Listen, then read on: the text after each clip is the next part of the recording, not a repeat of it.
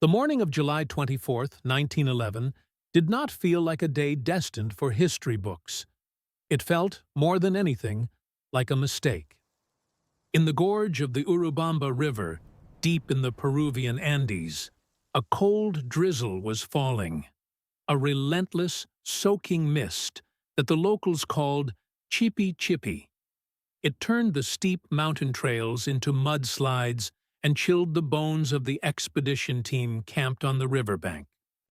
Inside his tent, Hiram Bingham III, a 35-year-old lecturer from Yale University, listened to the rain and the roar of the rapids. He was exhausted. The expedition seemed to be faltering. His team, comprising geologists, engineers, and naturalists, was scattered or busy with other tasks. But Bingham was fixated on a rumor. A local farmer named Melchor Arteaga, who lived in a small hut nearby at Mandor Pampa, had mentioned that there were extensive ruins high up on the saddle between the peaks of Machu Picchu, Old Peak, and Huayna Picchu, Young Peak. However, when Bingham emerged from his tent that gray morning, Arteaga was nowhere to be found. The farmer had taken one look at the weather and the slick, vertical jungle path and decided he had better things to do than drag a gringo up a mountain for a pile of old rocks. To Arteaga, the ruins were not a mystery. They were just neighbors. The discovery of the 20th century hung in the balance of a negotiation. Bingham, desperate and impatient, made an offer. He pulled a silver coin from his pocket. 1 Peruvian sol. In 1911, 1 sol was roughly equivalent to 50 US cents. But for a farmer in the Urubamba Valley, it represented 3 or 4 times a standard day's wage. It was a small fortune for a morning's walk. Arteaga looked at the sky, then at the coin. The glint of silver won out against the rain. He nodded, likely with a heavy sigh. "Very well, patron," he might have muttered. And so, the ascent began.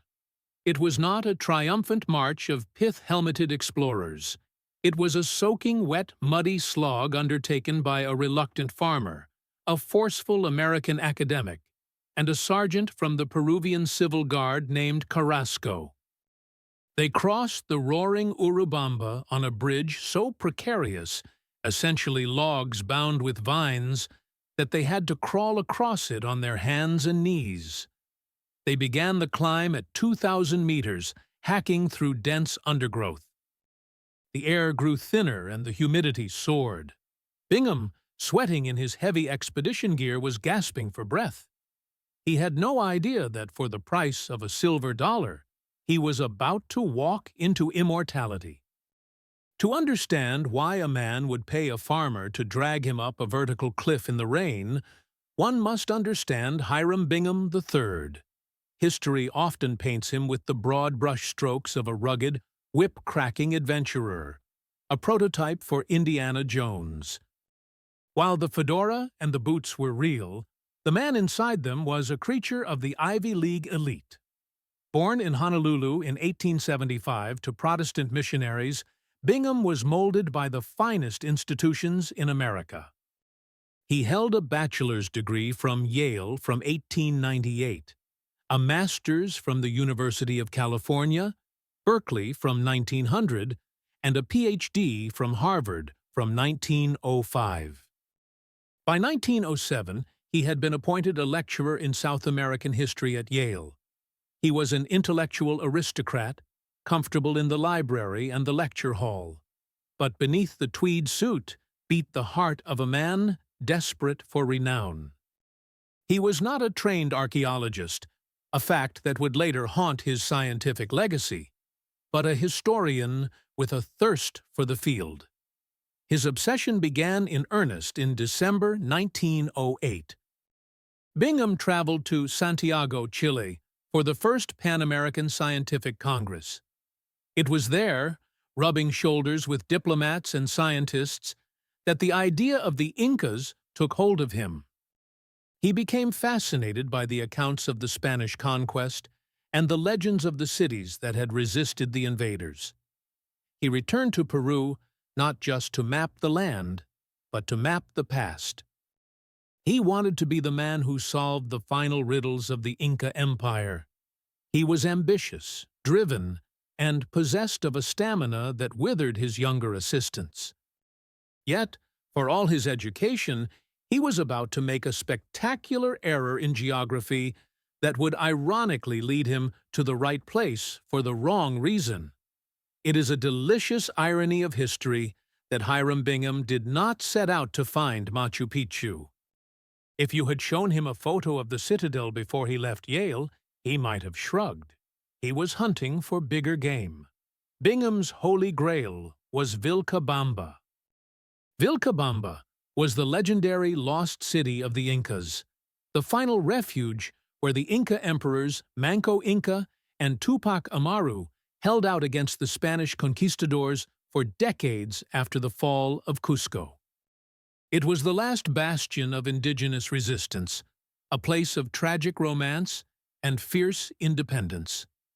Bingham had studied the chronicles of the Spanish chroniclers. He knew Vilcabamba existed. He knew it was hidden somewhere in the labyrinth of the Vilcabamba River Valley. When he arrived in Peru in 1911, his mission was explicit: find the last capital. When Arteaga pointed up the mountain toward Machu Picchu, Bingham did not think he was about to find a new wonder of the world. He thought he was following a lead to Vilcabamba. This misconception colored his entire experience. Even years later, in his best-selling book, Lost City of the Incas, published in 1948, Bingham confidently asserted that Machu Picchu was Vilcabamba. It took decades of subsequent research to prove him wrong. Vilcabamba was actually located at a site called Espiritu Pampa, deeper in the jungle, a site Bingham actually visited briefly, but dismissed as insignificant because the ruins were so consumed by the forest. He walked right past the real Vilcabamba to find the wrong city. But the wrong city turned out to be the architectural jewel of the empire, likely the estate of the Emperor Pachacuti. Fate, it seemed, rewarded his error. As the climb continued on that fateful July morning, the physical toll mounted. The slope was punishing. Melchor Arteaga, having earned his soul, was losing interest. The heat was oppressive, and the vegetation was a tangled wall. About halfway up the ridge, the group stumbled upon a sight that must have been surreal in such a wilderness: a grass hut. Then another. They were not discovering a dead zone. They were walking into a neighborhood. Two indigenous families, the Richartes and the Alvarezes, were living on the mountain. They had been there for years, utilizing the ancient, sophisticated terracing of the Incas to grow corn, beans, and squash. The lost city was, for them, simply home. They used the unparalleled masonry of the Inca elite as retaining walls for their vegetable gardens. The families were surprised to see the white stranger, but they were hospitable. They offered the exhausted Bingham cool water and boiled sweet potatoes. It was here that Melchor Arteaga's role effectively ended. He had delivered the gringo to the ruins' doorstep. But who would show him the city itself? The task fell to a child. Pablo Richarte, known as Pablito, was an 11-year-old boy, the son of the family living on the terraces. He knew the ruins as his playground. While Arteaga rested and chatted with the farmers, Pablito signaled for Bingham to follow him. Imagine the scene. A distinguished Yale professor, breathless and sweating, scrambling through the underbrush behind a barefoot 11-year-old boy. Pablito moved with the agility of a mountain goat, parting the ferns and pointing out the path. "Just around here, senor," the boy might have gestured. It was Pablito who led Bingham to the royal tomb. It was Pablito who showed him the Temple of the Three Windows. The eyes of the world were opened to Machu Picchu not by a seasoned explorer, but by a child who likely wondered why this tall foreigner was so excited about the old stone walls where he played hide-and-seek. The narrative Bingham later crafted was one of a pristine discovery, a place where no white man had ever set foot. But as he walked through the ruins that day, the evidence to the contrary was written, quite literally, on the walls. While examining the magnificent stonework of the Temple of the Three Windows, Bingham spotted an inscription in charcoal. It was a name and a date. A. Lizarraga, 1902. Bingham froze. He took out his notebook. In his private journal, he acknowledged the truth. Agustin Lizarraga is discoverer of Machu Picchu. Agustin Lizarraga was a local farmer from the Santa Teresa district. On July 14, 1902, 9 full years before Bingham's arrival, Lizarraga, accompanied by his cousin Enrique Palma and a farmhand named Toribio Reharte, had climbed the mountain looking for arable land. They found the citadel. They explored it. Lizarraga, sensing the importance of the place, charcoal scrawled his name on the Inca masonry. This was not a secret in the valley. Lizarraga had even tried to organize small tours for his friends and family to see the ancient palace, but he lacked the university backing, the camera equipment, and the connections to National Geographic. He died drowning in the Urubamba River in 1912, never knowing his fame had been usurped. When Bingham later published his accounts, the reference to Lizarraga was minimized. Some rumors even suggest that the charcoal inscription was scrubbed off shortly after the expedition arrived, ostensibly for conservation, but conveniently erasing the physical proof of a predecessor. But Lizarraga was not the only ghost on the mountain. There are records suggesting that Augusto Burns, a German adventurer and entrepreneur, may have looted the region as far back as the 1860s. Burns had purchased a massive tract of land, 25 kilometers, directly across the river from Machu Picchu, to build a sawmill. He even obtained a license from the Peruvian government in 1887 to dig for Inca treasures.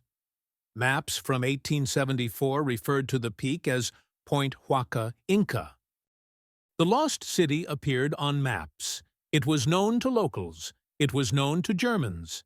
It was known to the French explorer Charles Wiener by name in 1875, though he never made the climb. Bingham did not discover Machu Picchu in the sense of finding something unknown. He discovered it in the sense of Columbus. He was the first person with the power to tell the rest of the world that it was there. Modern tourists, who see the manicured green lawns and pristine walls of Machu Picchu, would hardly recognize the site Bingham saw on July 24, 1911. It was a wreck. 500 years of abandon had allowed the Amazonian jungle to reclaim the stone. Huge trees grew out of the tops of temples, their roots splitting the granite asunder. Thick moss carpeted the stairs. Vines choked the doorways. The intricate drainage systems were clogged with centuries of mud. Only the areas that the Richard and Alvarez families had burned off for farming were visible. The rest was a green abyss. Bingham wrote of crawling on his belly through bamboo thickets, only to look up and realize he was lying at the foot of a wall of the finest masonry he had ever seen. The grand architecture was barely distinguishable from the mountainside. And the inhabitants? When Bingham returned in 1915 for a subsequent expedition, he recorded a moment of despair in his diary. The jungle grew back with terrifying speed.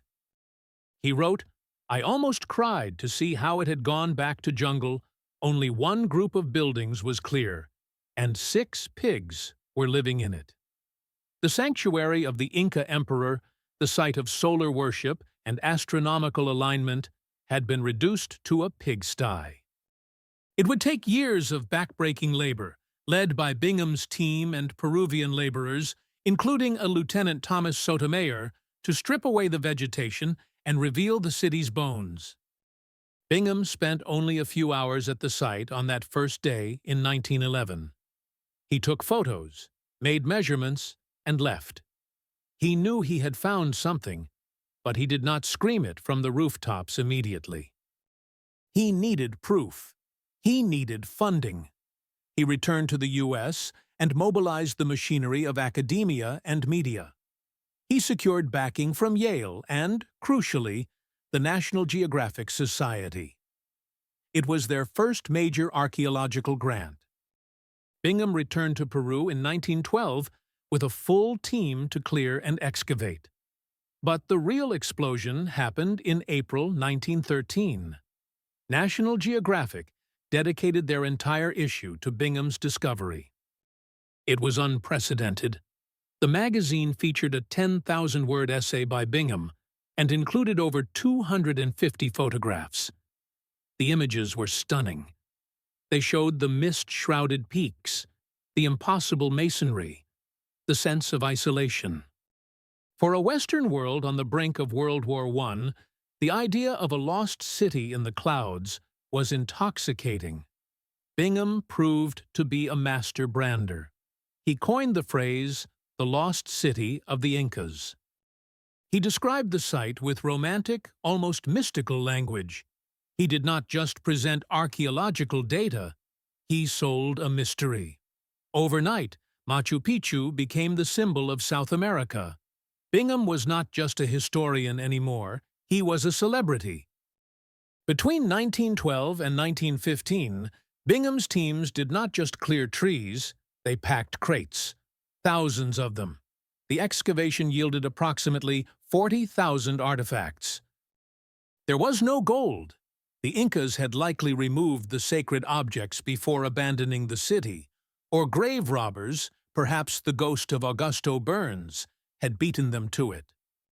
Instead, the haul consisted of ceramics, stone tools, jewelry, bronze clasps, and human remains. Of these thousands of items, only about 330 to 350 were considered museum-quality display pieces. The rest were sherds, fragments, and osteological specimens. Bingham arranged with the Peruvian government to take these items to Yale for scientific study. The agreement was explicit. It was a loan. The term was supposed to be 18 months. Yale kept them for nearly 100 years. This sparked a bitter diplomatic feud. For decades, Peru demanded the return of its patrimony. Yale resisted, arguing they were better equipped to preserve and study the items. The 18-month loan became a symbol of colonialist arrogance. Interestingly, private letters reveal Bingham knew the collection was not the glittering treasure trove the world imagined. In a 1920 letter to the head of the National Geographic Society, he admitted, "When the Peruvians see the material, they will probably accuse us of sending them a pile of junk instead of the original materials." He knew that without gold, the public, and perhaps the Peruvians, would feel cheated. The resolution finally came in 2010. After threats of lawsuits and intervention by the U.S. government, Yale agreed to return the artifacts. In 2011, exactly 100 years after the discovery, the artifacts were flown back to Cusco, where they are now housed in the Casa Concha Museum. After his exploits in the Andes, Bingham found that ordinary academic life was too small for him. He turned his eyes toward the brutal jungle of American politics. He served as an aviator during World War I, cementing his hero status. Then he ran for office in Connecticut. In 1924, he was elected governor of Connecticut, but events moved faster than he did. Before he could even settle into the governor's mansion, a U.S. senator from Connecticut committed suicide, leaving a vacancy. The Republicans looked at Bingham, popular, famous, ambitious, and nominated him for the Senate seat. He won. On January 7, 1925, Hiram Bingham was sworn in as governor of Connecticut. On January 8, 1925, Hiram Bingham resigned. He had been governor for exactly 1 day, the shortest term in the state's history. It was a purely political maneuver to avoid a new election, but it perfectly encapsulated the man, always looking for the next peak to climb. He went on to serve in the Senate until 1933. His legacy in pop culture, however, outlasted his political one. Look at the costume of Hollywood's most famous archaeologist. The fedora, the khaki shirt, the high boots, the university professor who leaves the classroom for the jungle. While George Lucas and Steven Spielberg cited 1930s serials as their inspiration, many historians argue that Hiram Bingham III is the spiritual DNA of Indiana Jones. The difference? Indiana Jones fought Nazis for the Ark of the Covenant. Bingham fought rain, bureaucracy, and pigs for a city of stone. So, did Hiram Bingham discover Machu Picchu? If discover means to be the first human to see it, the answer is a resounding no. The Incas built it. The families of Richarte and Alvarez lived there. Agustin Lizarraga scrawled his name on it. Augusto Burns likely looted it. Melchor Arteaga knew exactly where it was, and only climbed it for a coin. But if discover means to unveil the unknown to the collective consciousness of the world, then the answer is yes. Before July 24, 1911, Machu Picchu was a local secret, a collection of agricultural terraces for a few farming families. After that date, it became a shared heritage of humanity. Bingham's genius was not in finding the ruins that was bought with a single soul. His genius was in recognizing the magnitude of what he was looking at. Standing in the rain, surrounded by overgrowth, he saw what the farmers did not. He saw the history of a fallen empire. The story of Machu Picchu is a story of layers. It is the story of an emperor who built a sanctuary in the clouds. It is the story of a farmer who took a bribe to walk up a hill. It is the story of a little boy named Pablito who played among the spirits. And it is the story of a Yale professor who, through a combination of luck, money, and sheer force of will, ensured that the city would never be lost again. The discovery, ultimately, was not an act of exploration. It was an act of translation. Bingham translated a pile of rocks in the Peruvian jungle into a wonder of the modern world.